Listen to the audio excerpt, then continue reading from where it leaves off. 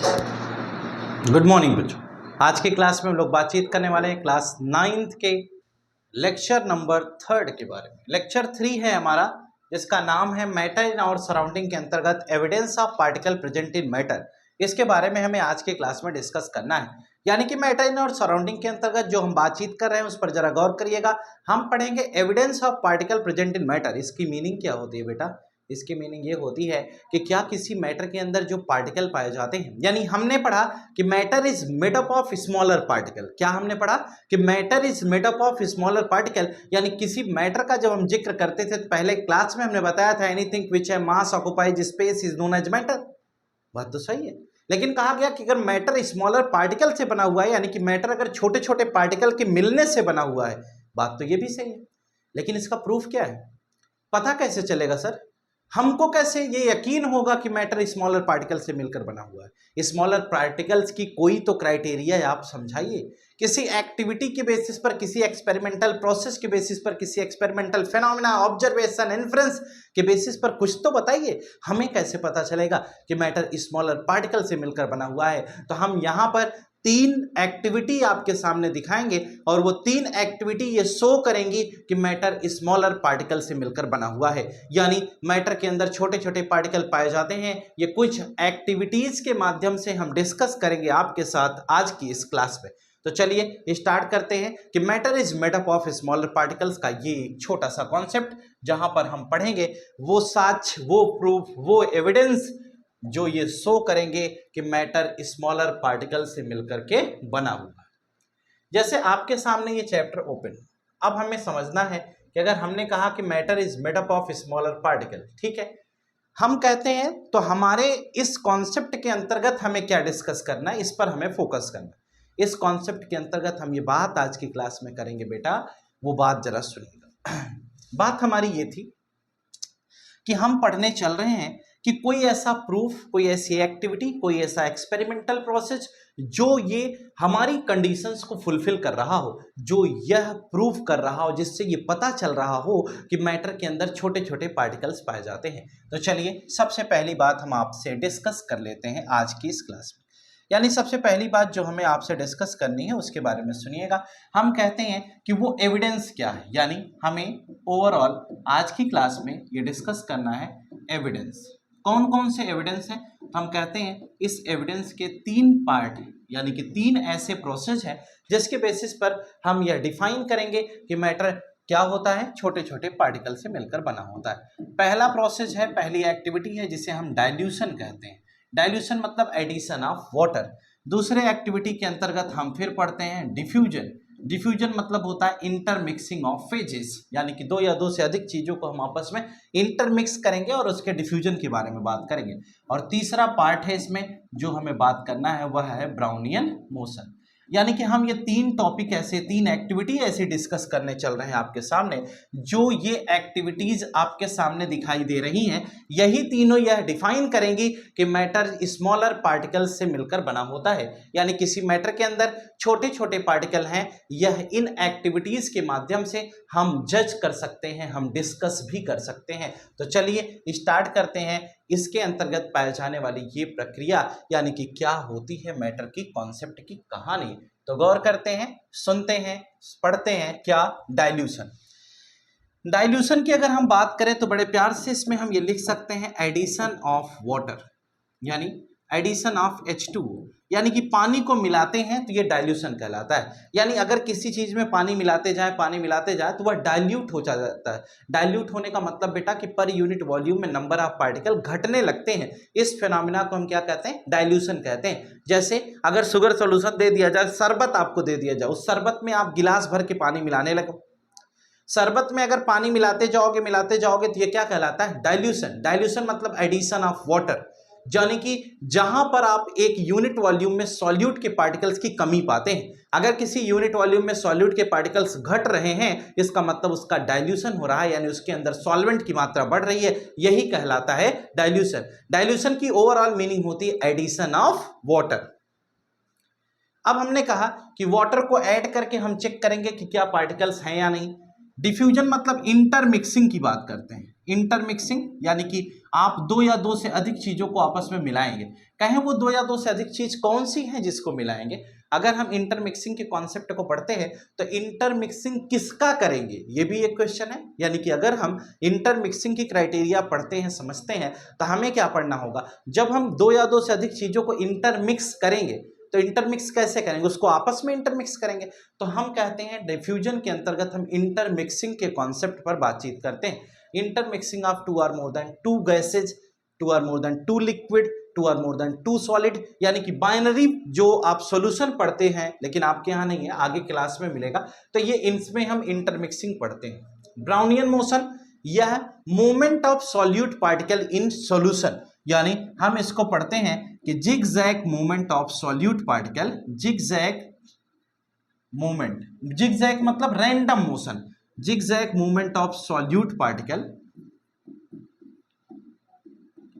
solute particles present in the solution, present in the solution। किसी solution के अंदर जो सॉल्यूट के पार्टिकल पाए जाते हैं उनका जो जिगजैग मूवमेंट होता है उसे हम क्या कहते हैं? उसको हम ब्राउनियन मोशन के नाम से जानते हैं। अब बेटा हम पहला, दूसरा और तीसरा जो तीन पार्ट पढ़े, जैसे इसमें क्या है कि अगर मान लो आपने पानी लिया, उसमें किसी चीज को मिलाया, अब वो रैंडम मोशन कर रहा है, आपको वो घूमता दिखाई दे रहा है, कलर्ड पार्टिकल कोई है, तो रैंडम मोशन जो दिखाई देता है उसमें कोई डायरेक्शनल मोशन नहीं होती, पार्टिकल किसी भी डायरेक्शन में मूव कर सकता है, तो वो हमारा ब्राउनियन मोशन के अंतर्गत पढ़ाया जाता है। अब बेटा हम पहले बात की बात कर लेते हैं। जो पहली बात हमें पढ़ाई गई डाइल्यूशन। डाइल्यूशन एक एक्टिविटी है, इसके बेसिस पर हम ये डिफाइन करेंगे कि क्या ये जो फिनोमिना आपको पढ़ाई जा रही है ये सही है या गलत है। हम पढ़ते हैं व्हाट इज डाइल्यूशन। डाइल्यूट का मतलब होता है कि एडिशन ऑफ वाटर। हमने ये आपको समझा दिया। हम इस एक्टिविटी को जरा डिफाइन करते हैं। हमने कहा ये एक्टिविटी आपके बुक में भी है, सिलेबस में भी। हमने कहा इसमें हमने पानी ले लिया, ठीक है, क्या लिया? पानी लिया। इसमें हमने KMnO4 थोड़ा सा डाल दिया, KMnO4 हमने इसमें मिला दिया। जब हम इसमें KMnO4 मिलाए तो हमें क्या होता है? इसके बाद जो सॉल्यूशन ऑब्टेन हुआ, यानी कि जो बीकर में मिला, वह एक कलर्ड सॉल्यूशन मिलता है। कैसा सॉल्यूशन मिलता है? कलर्ड सॉल्यूशन मिलता है। और वह कलर कैसा होता है बेटा? डार्क कलर, पर्पल कलर का सॉल्यूशन मिलता है। अगर हमने कहा कि डार्क, पिंक, पर्पल कौन सा कलर होता है, कमेंट में बताना। हम कहते हैं डार्क कलर्ड सॉल्यूशन मिलता है। हमने कहा ये सॉल्यूशन हो गया। अब ये कैसा होगा? ये कंसंट्रेटेड हो गया KMnO4 के ऐड होने से। हम अगले स्टेप में जाते हैं। अगले स्टेप में हमने एक बीकर लिया, इस बीकर में मान लो 100 ml, 250 ml कुछ भी हमने पानी ले लिया। मान लो हमने 250 ml पानी ले लिया। ये कितना था? 250 ml। हम इसमें क्या किए? पानी ले लिए। अब हम कहते हैं इसमें से हम मान लो 2 ml सॉल्यूशन, हम क्या करेंगे? 2 ml KMnO4 सॉल्यूशन को हमने इसमें डाल दिया। यानी पहले 250 ml पानी लिया, इस 250 ml पानी में हम 2 ml KMnO4 का सॉल्यूशन, ये जो बना बनाया डार्क कलर का सॉल्यूशन है, इसको 2 चम्मच उठा करके इसमें डाल दिया। जब हम इसमें डाले 2 चम्मच सॉल्यूशन को, तो बेटा यहां पर हमें क्या मिला? हम देख रहे हैं इसमें मिक्स करके, हम बैठ करके बीकर में ध्यान से देख रहे हैं। जब हम उसमें मिक्स करके बीकर में ध्यान से देख रहे हैं तो ऐसी सिचुएशन में, जैसे आपको मैंने समझाया था इसके पहले भी, आप 250 ml का सॉल्यूशन ले लिए। जैसे मान लो हमारे पास बीकर की जगह हम इसको कंसीडर कर लेते हैं, ठीक है। आप हमने क्या किया? इसको लिया, इसको किस जगह पर हमने कंसीडर किया? यहां पर, ठीक है। इसमें से हम 1 चम्मच या 2 चम्मच सॉल्यूशन इसमें डालेंगे। जब हम इसमें 1 या 2 चम्मच सॉल्यूशन डालेंगे तो हम इसमें देखेंगे कि थोड़ा थोड़ा धीरे धीरे करके ये पूरा कलर बनना शुरू होगा, कलर्ड सॉल्यूशन आएगा। लेकिन इसमें जो कलर्ड आएगा, यहां पर इस पेज में जो कलर्ड सॉल्यूशन होगा वह डार्क नहीं होगा। वह कैसा होगा बेटा? वह हमारा coloured solution light coloured solution मिलेगा। यानी कि यहां पर लाइट कलर्ड सॉल्यूशन मिल गया, यानी कि जो कलर्ड सॉल्यूशन मिल रहा है वो लाइट हो गया। यहां पर क्या था? डार्क था। यानी KMnO4 का जो सॉल्यूशन हम ऑब्टेन कर रहे हैं, तो एक केस में हमें डार्क कलर का सॉल्यूशन मिला और दूसरी केस में हमें लाइट कलर का सॉल्यूशन मिल गया। हम कहते हैं थर्ड स्टेप में फिर हम लिए पानी, कितना? 250 ml। अगले स्टेप में फिर हमने यहां से 1 चम्मच फिर इसमें डाल दिया। हम पाते हैं कि वेरी लाइट, यानी कि यहां पर क्या मिल गया? वेरी लाइट कलर्ड सॉल्यूशन, यानी कि अब बिल्कुल हल्का कलर, हल्का कलर मिल रहा है। तो इसका मतलब क्या हुआ? इसका मतलब यह हुआ कि अगर इस 2 चम्मच में भी स्मॉलर पार्टिकल थे ना, अगर छोटे पार्टिकल थे तभी तो इसमें गए, तभी तो इसमें कलर्ड आया। फिर इसमें से जब हमने फिर मिलाया तो हमने कहा KMnO4 के पार्टिकल बहुत छोटे हैं, तभी तो हर सॉल्यूशन को हर बार जब हम डाइल्यूशन करा रहे हैं, अलग अलग पानी में मिला रहे हैं, तो हर बार थोड़ा थोड़ा कलर आ रहा है, यानी कि कलर की डार्कनेस घट रही है, क्योंकि पर यूनिट वॉल्यूम में नंबर ऑफ पार्टिकल घट रहे हैं KMnO4 के, लेकिन पार्टिकल्स तो पर यूनिट वॉल्यूम में है ना, छोटे ही है ना। तो यही तो हमें पढ़ना था कि matter is made up of smaller particle. तो यही तो हम डिस्कस कर रहे थे। तो हमारा जो ये कंक्लूजन था ओवरऑल, ये पता चल गया कि जो पार्टिकल्स होते हैं वह बहुत ही छोटे होते हैं और उनके अंदर रैंडम मोशन होता है, यानी कि मैटर के अंदर जो स्मॉलर पार्टिकल होते हैं वो रैंडमली मूव करते रहते हैं। अगर रैंडमली मूव ना करते तो ये मिक्स कैसे हो पाते, नहीं मिक्स हो पाते ना। तो इससे दो कंक्लूजन निकल के आता है कि पार्टिकल्स जो होते हैं वो बहुत छोटे होते हैं और उनके अंदर कंटिन्यूअस मोशन होता है, लगातार उनके अंदर मूव करने की क्षमता पाई जाती है। ये बात थी पहली, जिसे हम डाइल्यूशन के अंतर्गत पढ़ते हैं, और इसमें हमने किसी सॉलिड को किसी लिक्विड में डिसॉल्व करके देखा। अब हम कहते हैं दूसरे पार्ट के बाद दूसरे पर यहां चलते हैं, जहां पर हम आपको समझा रहे थे डिफ्यूजन के बारे में। अगर हम डिफ्यूजन की केस पढ़े, आपके सिलेबस में गैसियस डिफ्यूजन का कॉन्सेप्ट समझाया गया है। आपके सिलेबस में जो गैसियस डिफ्यूजन का कॉन्सेप्ट समझाया गया है जरा वो समझिएगा। आपके यहाँ गैसियस डिफ्यूजन कैसे समझाया गया, आपके यहाँ ये बताया गया कि एक गैस हमने एक जार लिया, बीकर लिया, कुछ भी ऐसे कर लिया, इसमें हमने क्या किया, पिस्टन लगा करके इसमें हमने गैस फिल कर दी। हम कहते हैं दूसरा ये ले लिया, इसमें भी हमने क्या किया, पिस्टन लगाकर इसमें भी गैस फिल कर दी। ये हमारी कोई नॉर्मल गैस थी, ये हमने कलर्ड गैस ले लिया, ठीक है, इसका कुछ स्पेसिफिक कलर है। हम कहते हैं इन दोनों को जब हम आपस में मिलाएंगे तो हमें क्या मिलेगा, एक कलर्ड सॉल्यूशन मिलेगा। यानी कि हम देखेंगे कि ये एक जार का ये फर्स्ट वाला जार है और ये क्या हो गया, सेकंड वाला। दोनों को हमने पिस्टन से दबा करके एक दूसरे में मिला दिया। जब हम दोनों को एक दूसरे में मिलाते हैं तो हम देखते हैं कि इसका पार्टिकल इधर की तरफ, इसका पार्टिकल इधर की तरफ मिक्स होना शुरू कर देता है और एट लास्ट हम ये देख पाते हैं कि पूरा यह कलर्ड सॉल्यूशन बन गया।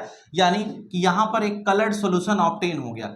कलर्ड सॉल्यूशन अगर यहाँ ऑब्टेन हुआ तो इसका मीनिंग क्या हुआ बेटा, इसका मीनिंग ये हुआ कि हमें ये क्लियरिफाई हो गया कि जो पार्टिकल्स हैं उनके अंदर रैंडम मोशन होता है, यानी पार्टिकल्स लगातार मूव कर रहे हैं, एक बात। और दूसरी बात ये हो गई कि इनके अंदर पार्टिकल्स का रैंडम मोशन है और पार्टिकल्स जो है वो स्मॉल है, स्मॉल इन साइज, यानी कि मैटर के अंदर जो पार्टिकल्स होते हैं उनकी साइज बहुत छोटी है, ठीक है। इसीलिए वो हर केस में मूव करते दिखाई दे रहे हैं और मिक्सिंग भी उनकी हो जा रही है। और अगर पार्टिकल्स होते ना तो मिक्स कैसे होते, इसलिए हम ये दो बात यहां से क्लियर कर लेते हैं। लेकिन कहा यह गया कि अगर हम गर्म गैस हो और ठंडी गैस हो तो कौन जल्दी मिलेगी, गर्म हवा जल्दी मिक्स होती है। इसीलिए जैसे आप समझिए कि हमारे घरों में जैसे खाना बनता है तो ठंडा खाना रखा हो तो उसकी स्मेल हमें नहीं आती, लेकिन अगर घर में गर्म खाना बन रहा है, ताज़ा ताज़ा खाना बन रहा है तो हमें उसकी स्मेल तुरंत समझ में आ जाती है ना। क्यों समझ में आ जाती है, क्योंकि जो गर्म खाना होता है उसके पार्टिकल्स की काइनेटिक एनर्जी ज़्यादा होती है तो वो ट्रेवल तेजी से करते हैं, मूवमेंट उनका फास्ट होता है, वह एयर में डिफ्यूज तेजी से हो जाते हैं। इसलिए गर्म हवाएं एयर में डिफ्यूजन उसका जल्दी होता है और जिसकी वजह से उसकी इंटरमिक्सिंग एयर के अंदर जल्दी हो जाती है। इसीलिए हम कहते हैं कि गैसियस डिफ्यूजन फास्ट होता है in comparison to liquid, because the kinetic energy of gaseous particles is too much high. यानी कि जो गैसियस पार्टिकल्स होते हैं बेटा उसकी काइनेटिक एनर्जी बहुत हाई होती है, उसके पार्टिकल्स का मूवमेंट बहुत ज्यादा होता है। और अगर आप कभी टेम्परेचर दे दोगे तो इनका मूवमेंट और बढ़ जाता है। यानी rate of diffusion is directly proportional to temperature, यानी कि टेम्परेचर बढ़ाने पर डिफ्यूजन की रेट क्या हो जाती है बच्चे, बढ़ जाती है। जरा एक एग्जांपल के तौर पर और समझाता हूं मैं आपको। यानी हम अगर इसमें रेट ऑफ डिफ्यूजन की बात करें, rate of diffusion is directly proportional to temperature, एक बात हो गई। क्यों, क्योंकि टेम्परेचर बढ़ेगा तो काइनेटिक एनर्जी बढ़ेगी और काइनेटिक एनर्जी बढ़ेगी तो रेट ऑफ डिफ्यूजन बढ़ेगा। और डिफ्यूजन हमारे यहाँ कितने तरह का होता है, एक हमारे यहाँ सॉलिड डिफ्यूजन, सॉलिड डिफ्यूजन, ठीक है, ध्यान से समझना, ये सब इंपॉर्टेंट चीजें होती हैं। फिर दूसरा क्या है, लिक्विड डिफ्यूजन है। एक हमने सॉलिड डिफ्यूजन पढ़ाया, दूसरा हमने लिक्विड डिफ्यूजन की बात की, और तीसरा जो इसमें आता है बेटा वह है गैसियस डिफ्यूजन। यानी कि डिफ्यूजन के अंतर्गत जो हम बातचीत कर रहे हैं वो कुछ इस प्रकार से पढ़ रहे हैं, सॉलिड डिफ्यूजन, लिक्विड डिफ्यूजन और गैसियस डिफ्यूजन। तो अगर किसी ने पूछा रेट क्या होगा, रेट ऑफ डिफ्यूजन, तो रेट ऑफ डिफ्यूजन का मतलब अगर हम इसको देखें तो हम कहते हैं कि गैस के रेट क्या होगी, हाई होगी, लिक्विड की उससे कम होगी, सॉलिड की क्या होगी, सबसे कम होगी। और ऐसा क्यों? तो बिकॉज ऑफ काइनेटिक एनर्जी, यानी कि काइनेटिक एनर्जी इसके पीछे सबसे अहम मुद्दा है। टेम्परेचर, काइनेटिक एनर्जी, ये सभी। अब जैसे एक सॉलिड डिफ्यूजन का कोई एग्जांपल बताइए ना सर। सीमेंट के बारे में सुने हो? तो सीमेंट सॉलिड होता है, उसके पार्टिकल्स लेकिन एक लंबे समय के बाद आपस में क्या हो जाते हैं, जुड़ जाते हैं, तो ये डिफ्यूजन हो गया। लिक्विड के डिफ्यूजन की बात करते हैं तो लिक्विड में क्या होता है, या आटे में पाउडर मिला दो, वो भी डिफ्यूजन के एग्जांपल में आ जाएगा। लिक्विड में मिल्क वाटर आप मिक्स करते हैं तो डिफ्यूज तो हो ही जाता है। गैस में कोई दो गैस को आपने मिला दिया, लेकिन रेट जो होती है, जितनी तेजी से कोई गैस किसी गैस में मिक्स होगी उतनी तेजी से वही लिक्विड और सॉलिड के अंदर डिफ्यूजन नहीं होता, क्योंकि गैसेज की काइनेटिक एनर्जी बहुत हाई होती है। इसलिए हम कह सकते हैं रेट ऑफ डिफ्यूजन या ऑर्डर ऑफ डिफ्यूजन की बात करें तो gaseous diffusion is too much faster than liquid diffusion and liquid diffusion is also faster than solid diffusion. ये डिफ्यूजन की कहानी थी। डिफ्यूजन के बाद हम तीसरे टॉपिक पे आते हैं, तो जो हमारा थर्ड टॉपिक इसमें बनता है वो थर्ड क्या होगा, जरा उसको सुनिएगा।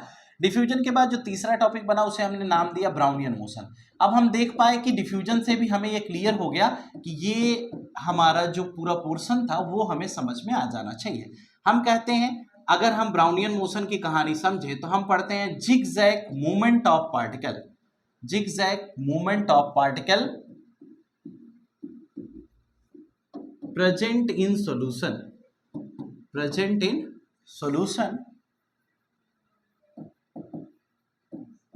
is known as Brownian motion, यानी कि zigzag movement of particles present in solution is known as Brownian motion. यानी कि जो पार्टिकल्स हैं उनका जो जिगजैग मूवमेंट होता है, यानी जो पार्टिकल्स लगातार रैंडम मोशन करते हैं, उसी को हम क्या कहते हैं, ब्राउनियन मोशन कहते हैं। आपके यहाँ जो एग्जांपल है उसी को समझिए। हमने कहा यहाँ बेटा हमने वाटर ले लिया, इस वाटर में हमने पॉलन ग्रेन्स का एडिशन करा दिया। पॉलन ग्रेन्स के बारे में आप भी जानते होंगे, जैसे गुड़हल का फूल है उसके ऊपर जो निकला रहता है ना बेटा, हाथ से छूने पर लग जाता है, उसको आप क्या करो, रगड़ करके इसमें मिक्स करके ऐसे डाल दिए। अब आप देखोगे जैसे आपने इसमें वाटर के पार्टिकल की बात की, आपने इस तरह से पॉलन ग्रेन्स बड़े बड़े इसमें से थोड़ा सा डाल दिया।